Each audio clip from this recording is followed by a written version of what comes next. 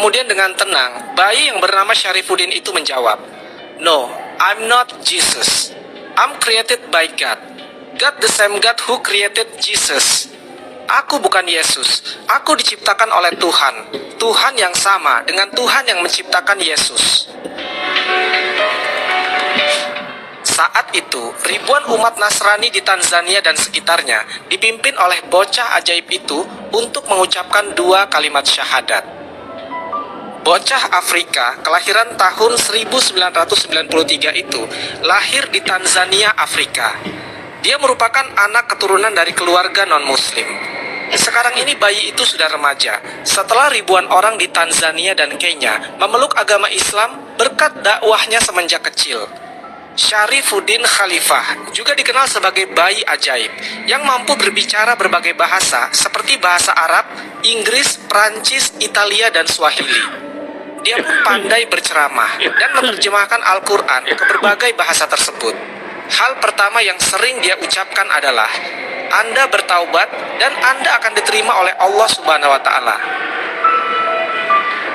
Ajaibnya, di usianya yang masih 1,5 tahun, dia sudah mampu hafal Al-Quran 30 juz dan sudah melaksanakan sholat 5 waktu dengan disiplin.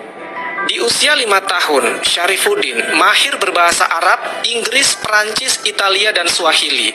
Satu bukti kuasa Allah Subhanahu wa Ta'ala untuk menjadikan manusia bisa berbicara dengan berbagai bahasa tanpa harus diajarkan. Mungkin kita terheran-heran bahkan tidak percaya jika ada orang yang bilang bahwa di zaman modern ini ada seorang anak dari keluarga non-muslim yang hafal Al-Quran dan bisa sholat pada umur 1,5 tahun, menguasai 5 bahasa asing pada usia 5 tahun, dan telah mengislamkan lebih dari 1.000 orang pada usia yang sama. Tapi begitulah kenyataannya, dan karenanya ia disebut sebagai bocah ajaib. Syarifuddin Khalifah dilahirkan di kota Arusha, Tanzania. Tanzania adalah sebuah negara di Afrika Timur yang berpenduduk 36 juta jiwa.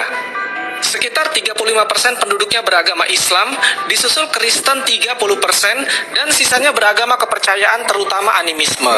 Namun, kota Arusha, tempat kelahiran Syarifuddin Khalifah, mayoritas penduduknya beragama Katolik. Di urutan kedua ada Kristen Anglikan, kemudian Yahudi, baru Islam, dan terakhir Hindu. Seperti kebanyakan penduduk Arusha, orang tua Syarifuddin Khalifah juga beragama Katolik. Ibunya bernama Domisia Kimaro, sedangkan ayahnya bernama Francis Fuddin Kira. Suatu hari di bulan Desember tahun 1993, tangis bayi membahagiakan keluarga itu. Sadar bahwa bayinya laki-laki, mereka lebih gembira lagi. Sebagaimana pemeluk Katolik lainnya, Domisia dan Francis menyambut kelahiran anaknya dengan ritual-ritual Nasrani. Mereka pun berkeinginan untuk membawa bayi mereka ke gereja untuk dibaptis secepatnya. Tidak ada yang aneh saat mereka melangkah ke gereja. Namun, ketika mereka hampir memasuki altar gereja, mereka dikejutkan dengan suara yang aneh. Ternyata, suara itu adalah suara bayi mereka. "Mama, unisibi baptis, naamini kwa Allah wajumbe wake Muhammad." "Ibu, tolong jangan baptis saya. Saya adalah orang yang beriman kepada Allah dan Rasulnya, Muhammad." Mendengar itu, Domisia dan Francis gemetar, keringat dingin bercucuran. Setelah beradu pandang dan sedikit berbincang, mereka memutuskan untuk membawa bayinya pulang dan tidak jadi membaptisnya. Pada awal Maret 1994, ketika usianya melewati 2 bulan, bayi itu selalu menangis ketika hendak disusui ibunya. Domisia merasa bingung dan khawatir bayinya akan kurang gizi jika tidak mau minum ASI. Tetapi, diagnosa dokter menyatakan ia sehat. Kekhawatiran Domisia tidak terbukti karena anaknya sehat tanpa kekurangan sesuatu apapun. Tidak ada penjelasan apapun mengapa Allah Subhanahu wa Ta'ala mentakdirkan Syarifuddin Khalifah tidak mau minum ASI dari ibunya setelah 2 bulan. Di tengah kebiasaan bayi-bayi belajar mengucapkan satu suku kata seperti panggilan ma atau pa atau yang lainnya, Syarifuddin justru di usianya yang baru 4 bulan mulai mengeluarkan lafal-lafal aneh. Beberapa tetangga serta keluarga Domisia dan Francis terheran-heran melihat bayi itu berbicara. Mulutnya bergerak pelan dan berbunyi, "Fatubu ila barikum faktulu anfusakum zalikum khairulakum inda barikum fataba alaikum innahu huwat tawwabur rahim." Orang-orang yang takjub menimbulkan kegaduhan sementara, namun kemudian mereka diam dalam keheningan. Sayangnya, waktu itu mereka tidak mengetahui bahwa yang dibaca Syarifuddin adalah surat Al-Baqarah ayat ke-54, yang artinya, "Karena itu, bertobatlah kepada penciptamu dan bunuhlah dirimu. Itu lebih baik bagimu di sisi penciptamu. Dia akan menerima tobatmu. Sungguh, dialah yang maha penerima tobat, maha penyayang." Ayat ini menceritakan tentang konsekuensi kaum Bani Israel ketika menduakan Allah Subhanahu wa Ta'ala dengan menggantinya dengan patung anak sapi.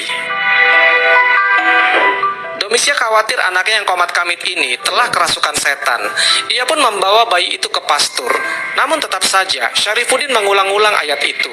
Hingga kemudian cerita bayi kerasukan setan itu terdengar oleh Abu Ayyub, salah seorang muslim yang tinggal di daerah itu. Ketika Abu Ayyub datang, Syarifuddin Khalifah juga membaca ayat itu. Tak kuasa melihat tanda kebesaran Allah Subhanahu wa Ta'ala, Abu Ayyub sujud syukur di dekat bayi itu. Francis dan Domisia, sesungguhnya anak kalian tidak kerasukan setan. Apa yang dibacanya adalah ayat-ayat Al-Quran. Intinya, ia mengajak kalian bertobat kepada Allah Subhanahu wa Ta'ala, kata Abu Ayyub. Beberapa waktu setelah itu, Abu Ayyub datang lagi dengan membawa mushaf. Dia memperlihatkan kepada Francis dan Domisia ayat-ayat yang dibaca oleh putranya. Mereka berdua butuh waktu dalam pergulatan batin untuk beriman. Keduanya pun akhirnya mendapatkan hidayah dan masuk Islam. Sesudah masuk Islam itulah mereka memberikan nama untuk anaknya sebagai Syarifuddin Khalifah. Keajaiban berikutnya muncul pada usia 1,5 tahun.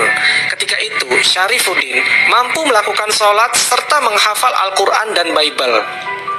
Lalu pada usia 4-5 tahun, dia menguasai 5 bahasa. Pada usia itu, Syarifuddin mulai melakukan safari dakwah ke berbagai penjuru Tanzania hingga ke luar negeri. Hasilnya, lebih dari 1.000 orang masuk Islam.